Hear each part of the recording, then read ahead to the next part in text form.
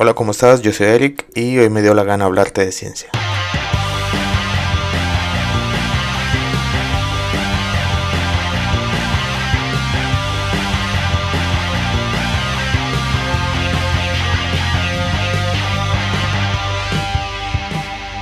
Hola, ¿cómo estás? Bienvenido, bienvenida a un episodio más de Sci-Fi, y no cualquier episodio de Sci-Fi, específicamente el primer episodio del 2026 de Sci-Fi.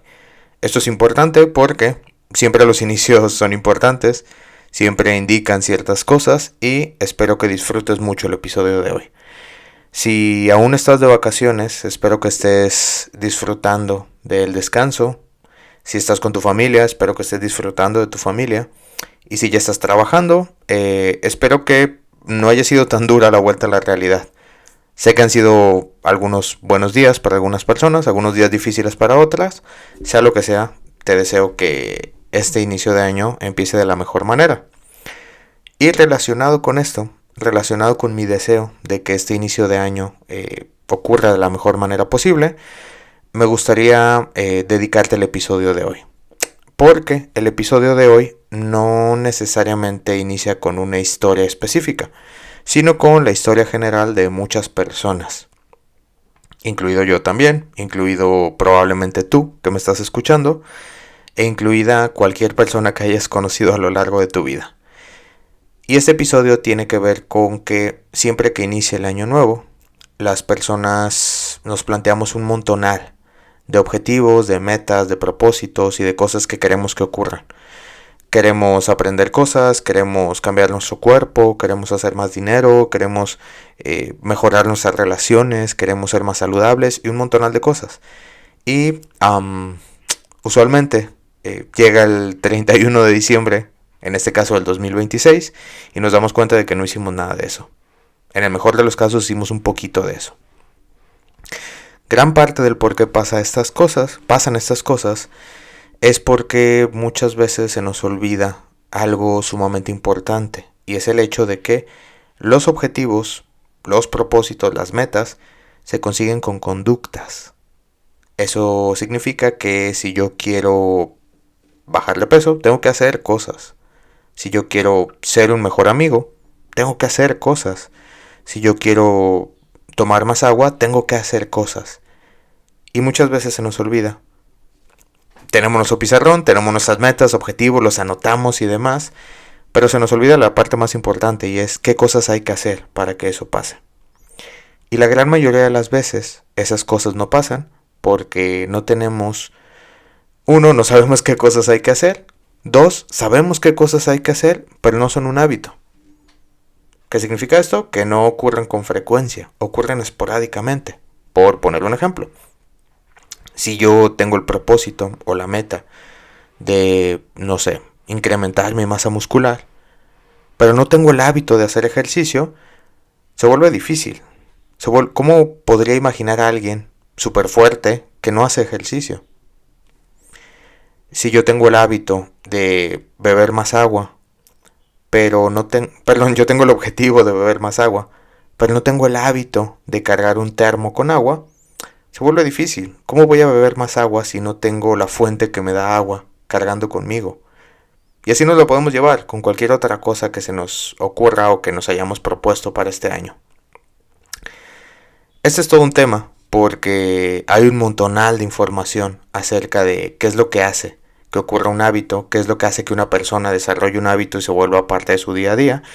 Y en el episodio de hoy me gustaría darte 5 puntos o recomendaciones basadas en evidencia para generar hábitos. Y al finalizar estos 5 puntos también te voy a dar un truco, no un truco realmente, sino un ingrediente secreto que muchas veces es el indicador o es lo que nos permite saber cuando ya tenemos un hábito establecido. 5 puntos, un ingrediente secreto, ¿sí? Antes de darte estos 5 puntos, me gustaría recomendarte que si no has escuchado el episodio sobre las palomas que dirigen misiles y no has escuchado el primer episodio sobre el sentido arácnido, te recomiendo que pauses este episodio y vuelvas a esos episodios porque vamos a hacer referencia a algunas cosas de ahí. Y Si ya los viste, vuélvelos a ver. Dale like, comenta. Vuélvete, que se vuelva un hábito para ti estar escuchando sci-fi, ¿sí? Va, ¿qué cosas vamos a retomar? Antes de empezar a formar hábitos es importante saber qué es un hábito. Y es el hecho de que es una conducta que se repite bajo ciertas circunstancias y que pudiéramos considerar incluso que es automática. ¿Qué significa esto?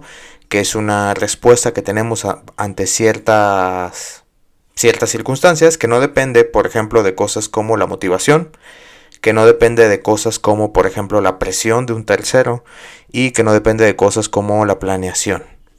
Por ejemplo, lavarse los dientes es un hábito.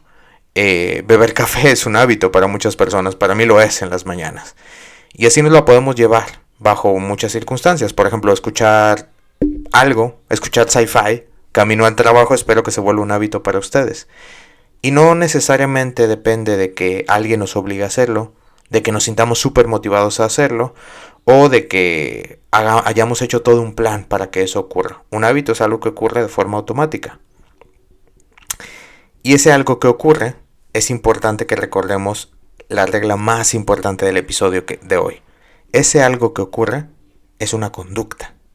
Y las conductas tienen principios, ocurren bajo ciertas circunstancias. Entonces, lo que vamos a hacer en el episodio de hoy es retomar cómo es que se adquiere una conducta, cómo es que se mantiene una conducta y cómo es que esa conducta que se mantiene empieza ahora sí a volverse un hábito. Para empezar, es importante que recordemos, de nuevo, volviendo a nuestro episodio de las palomas que dirigen misiles, cómo algunas conductas que emitimos las personas son conductas operantes, es decir, o instrumentales, como les quieran llamar, es decir, conductas que tienen un fin. Se emiten para que algo ocurra, para acceder a algo. Y estas conductas, estas operantes, usualmente tienen tres componentes implicados, que es lo que denominamos como la triple relación de contingencias. Un estímulo que me indica que si respondo de esa forma voy a acceder a esa consecuencia, una respuesta que es la que me permite acceder a esa consecuencia, y la consecuencia, que es lo que mantiene la conducta. En este caso, el estímulo es lo que denominamos estímulo discriminativo. Me indica que la probabilidad de que ocurra la consecuencia en su presencia es mayor a que ocurra en su ausencia. La conducta es una operante, o como lo hablamos en el otro episodio, una clase de respuesta. Es decir, conductas que quizás son en forma distintas, pero a nivel funcional sirven para lo mismo. Y la consecuencia toma la forma de algo que va a hacer que esta conducta se mantenga, o algo que va a hacer que esta conducta disminuya. Si es un algo que hace que esta conducta se mantenga o incremente, la llamamos reforzador. ¿Sí? Un reforzador, por definición, es un evento que incrementa las probabilidades de que ocurra una conducta. Y cuando hablamos de un reforzador, este puede ser positivo o negativo. Negativo no tiene que ver con cosas malas, con cosas feas, tiene que ver con matemáticas. Positivo sumar, negativo restar. ¿Sí? Un reforzador positivo implica yo presento algo y la conducta que yo emití se repite. Un reforzador negativo implica yo retiro algo y la conducta que emití se repite. En ambos casos la conducta se repite, pero uno es porque algo se presentó, otro es porque algo se retiró. ¿Sí? ¿Hasta aquí vamos bien? Perfecto. Ahora, vamos a poner un ejemplo. Imagínense que a mí me gusta hacer ejercicio, ir al gimnasio. Sé que ese es el objetivo de muchos y muchas al iniciar este año, ¿no? Y es como los programas de cocina donde ya te ponen el pastel. Pero vamos a ir desmenuzando esto, no se preocupen. Imagínense que yo tengo el hábito, o tengo la conducta, o la operante, que eso es distinto ya de un hábito. Yo tengo la operante de ir a hacer ejercicio debido a que siempre que hago ejercicio me la paso muy bien con mis amigos del gimnasio. Y yo por eso hago ejercicio. Y yo sé que mis amigos del gimnasio siempre van a entrenar a las 6 de la tarde. Entonces, las 6 de la tarde es mi discriminativo. Me indica que la probabilidad de toparme con mis amigos es mayor a las 6 que a otra hora. Ir al gimnasio, desplazarme, entrar en mostrar mi credencial y esas cosas, es la operante y mi reforzador es la interacción social que tengo con mis amigos.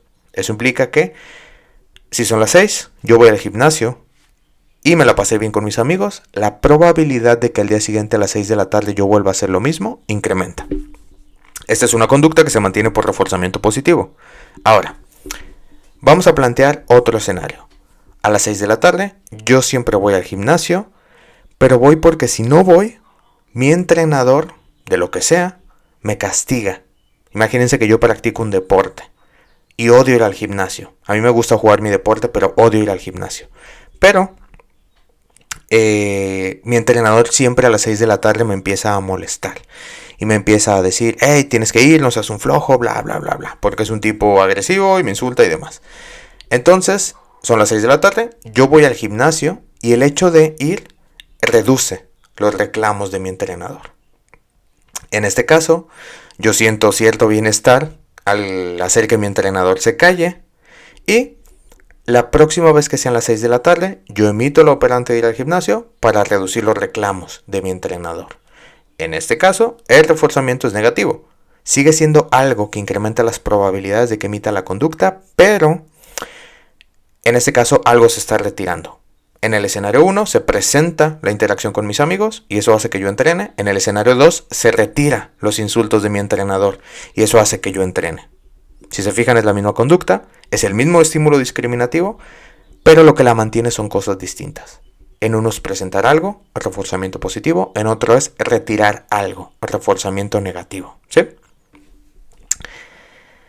La gran mayoría de las veces, para que una conducta se empiece a adquirir, es importante que exista un reforzador positivo.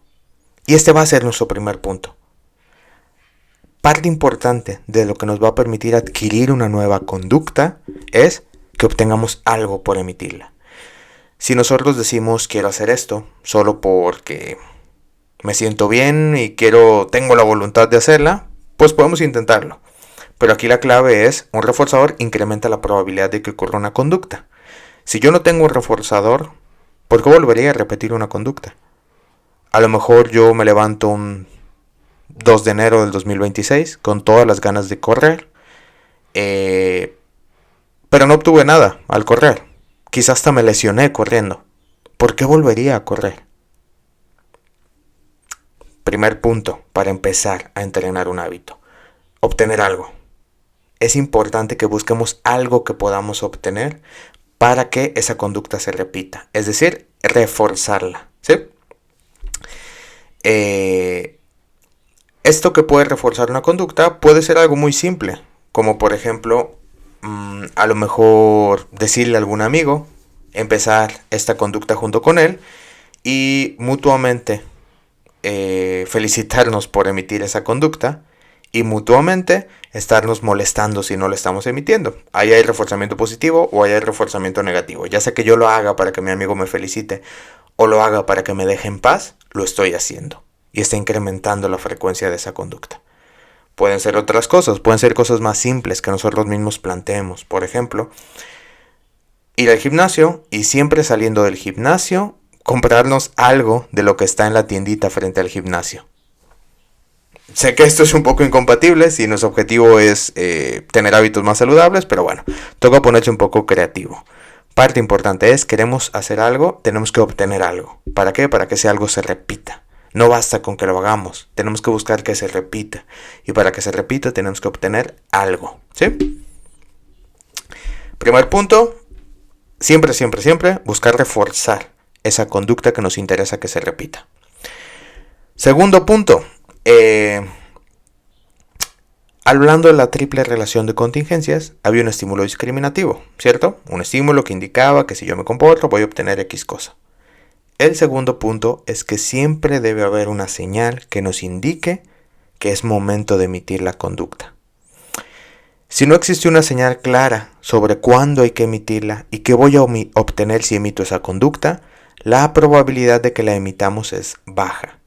Por ejemplo, si yo desarrollo el hábito de estudiar y me organizo con un amigo para que estudiemos juntos, y cada que estudiamos juntos, uno felicita al otro, ¿Cuál es el discriminativo? A lo mejor es la hora, a lo mejor es un mensaje de mi amigo, o a lo mejor es el día de la semana.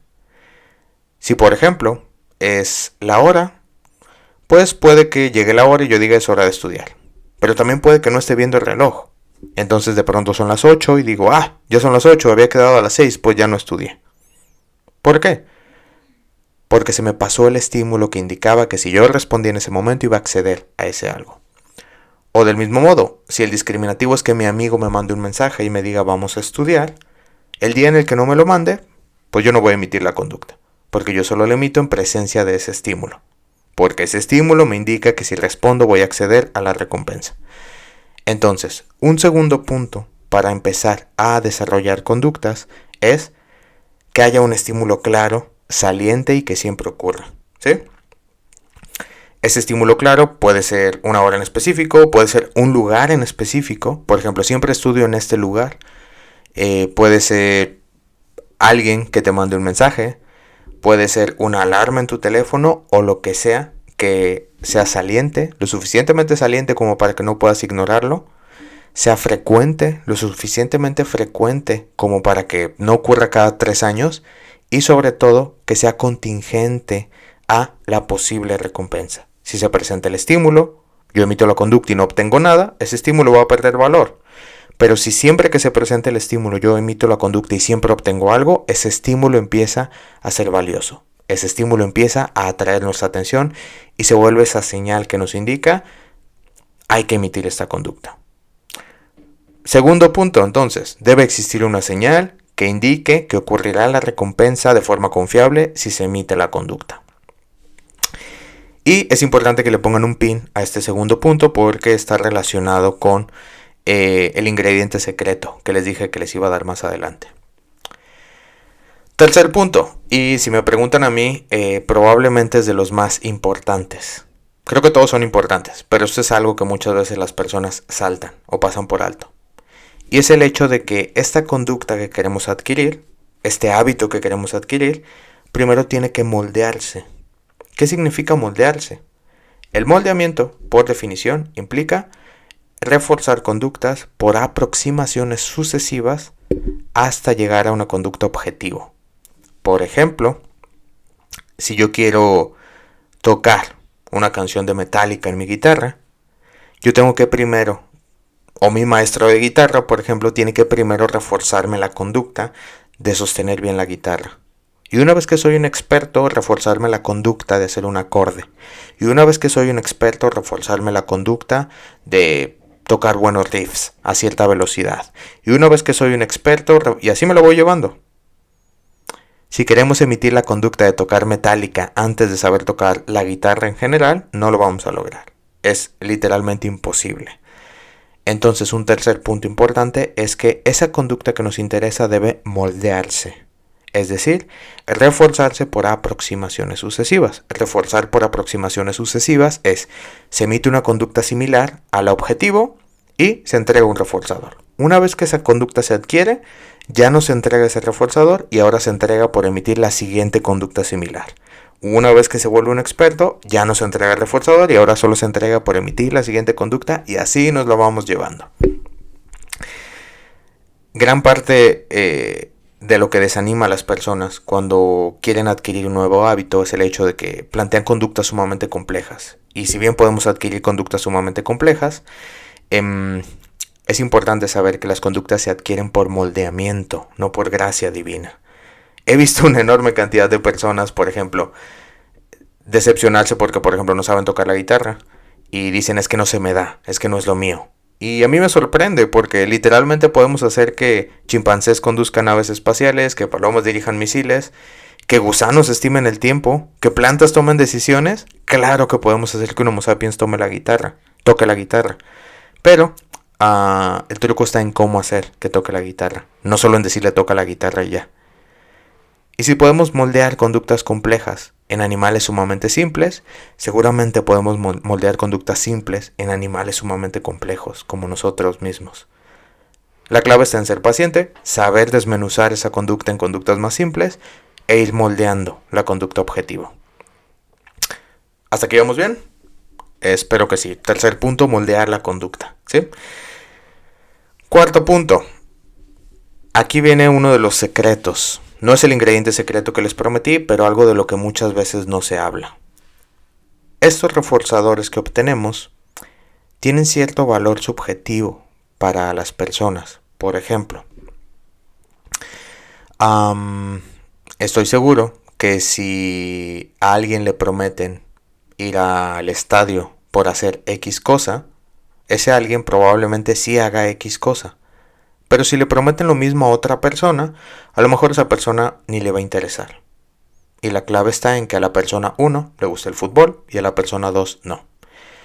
Eso implica que hay tantos reforzadores como historias de aprendizaje, es decir, como personas. Y eso implica que no todos los reforzadores funcionan de la misma forma para todas las personas. Porque al ser un evento que incrementa las probabilidades de que ocurra una conducta, no se puede saber a priori qué va a reforzar la conducta de alguien. Y eso nos plantea un problema muy grande, y es el hecho de que el valor de un reforzador es subjetivo. Yo prefiero usar la palabra relativo, pero podemos usar la palabra subjetivo porque sé que a mucha gente le gusta la palabra subjetivo. Entonces vamos a llamarle subjetivo.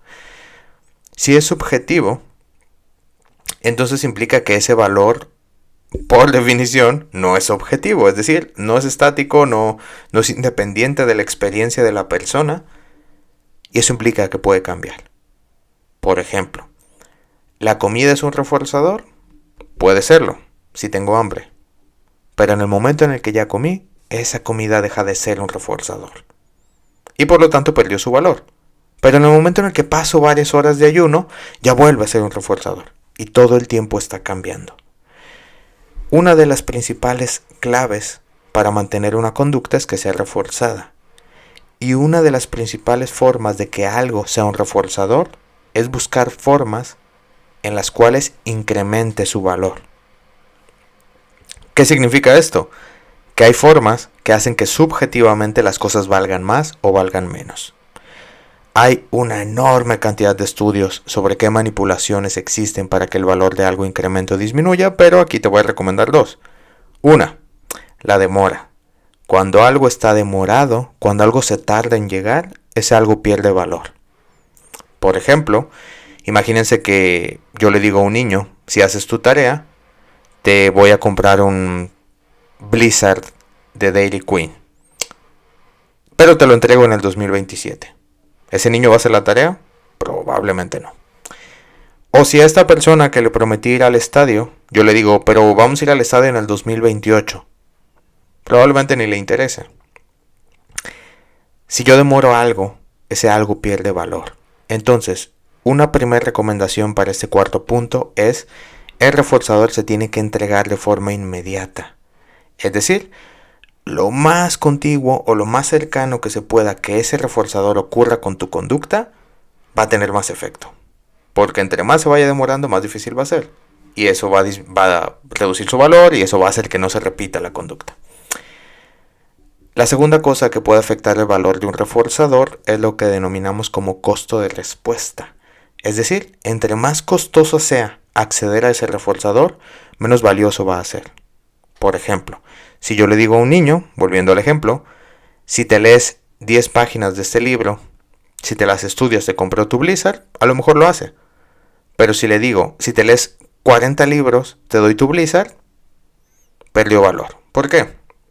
Porque 40 libros no equivale a un Blizzard, ¿no? No es tan valioso ese Blizzard. Pero 10 páginas sí. A lo mejor vale 20 todavía. A lo mejor vale 30. Pero un libro entero ya no.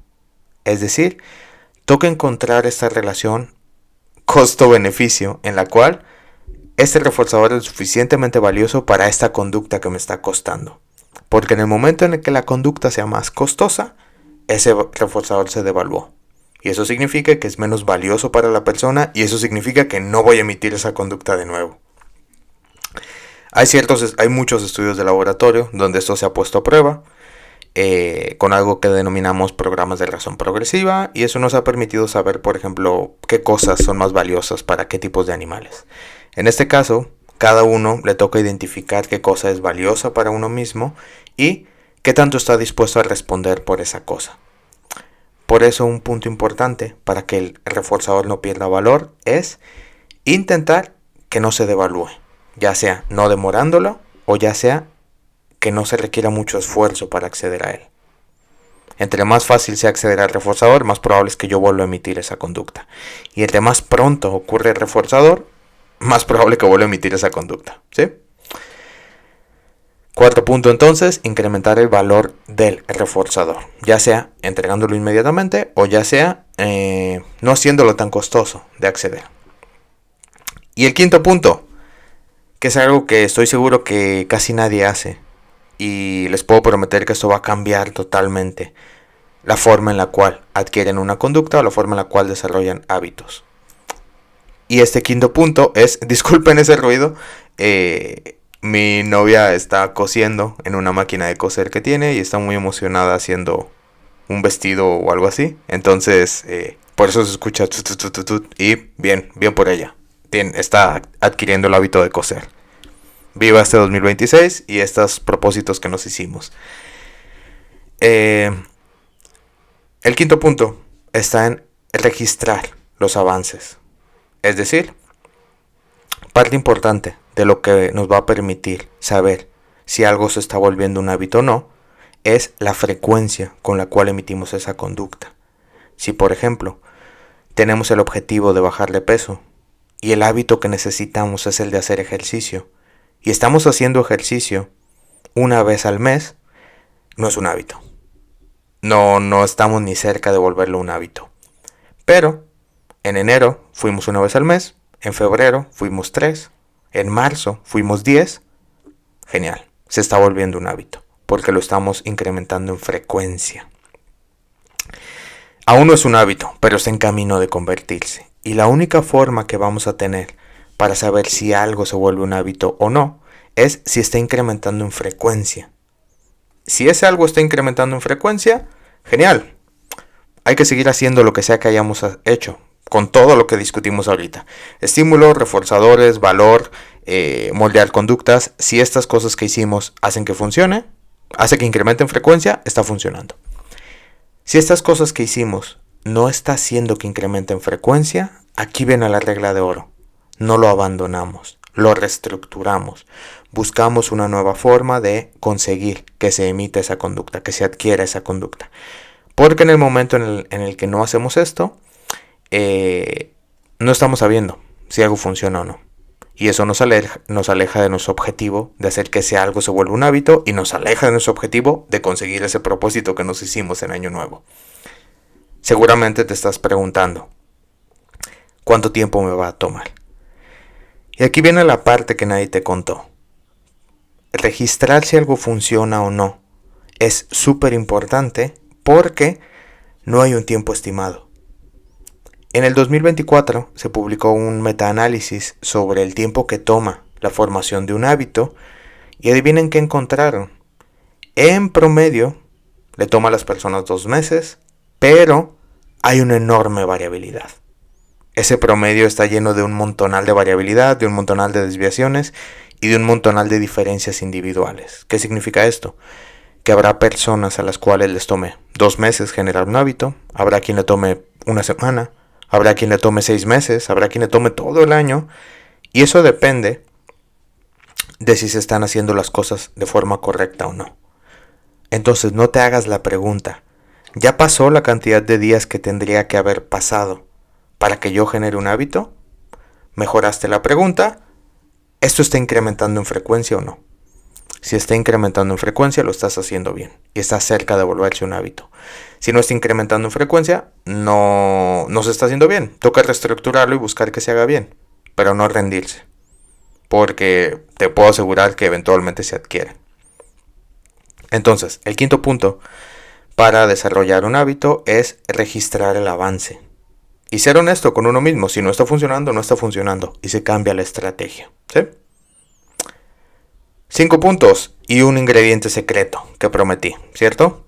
¿Cuál es este ingrediente secreto? Si recordamos nuestro primer episodio de Sci-Fi, el sentido arácnido existe, ¿cierto? Eso implica que cuando ciertas cosas ocurren con la regularidad suficiente, empezamos a tener respuestas anticipatorias. Nos terminamos anticipando la ocurrencia de ciertas situaciones.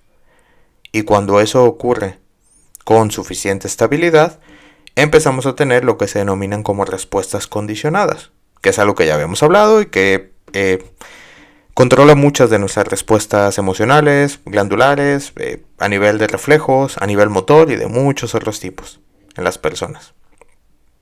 ¿Qué significa esto?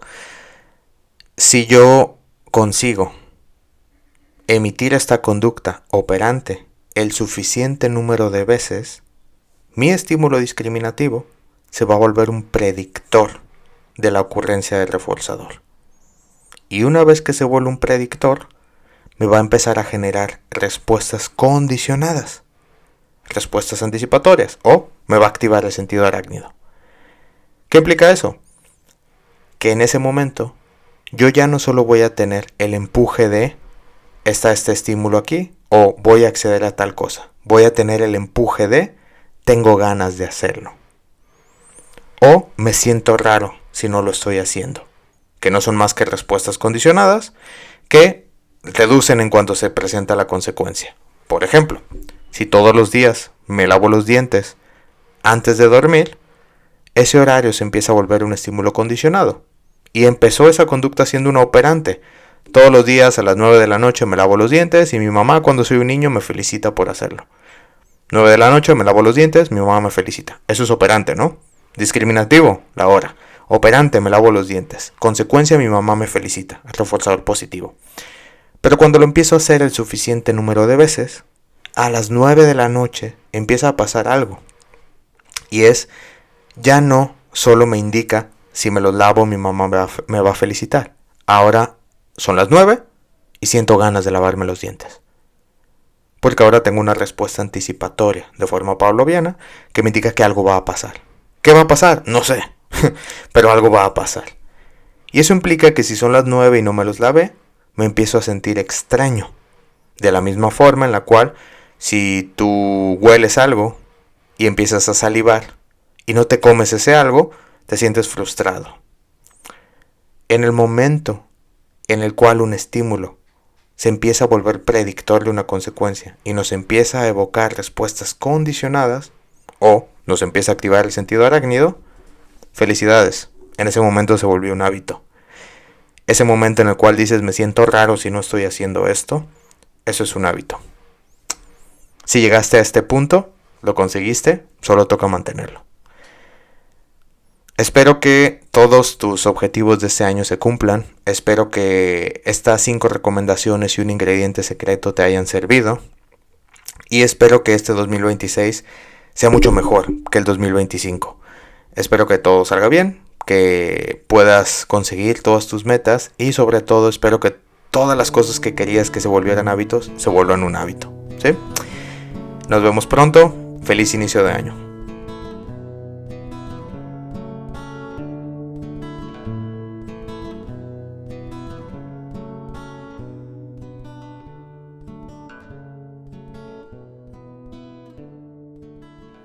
Ok, este es el primer Anchor del año y me gustaría recomendarte 2 cosas.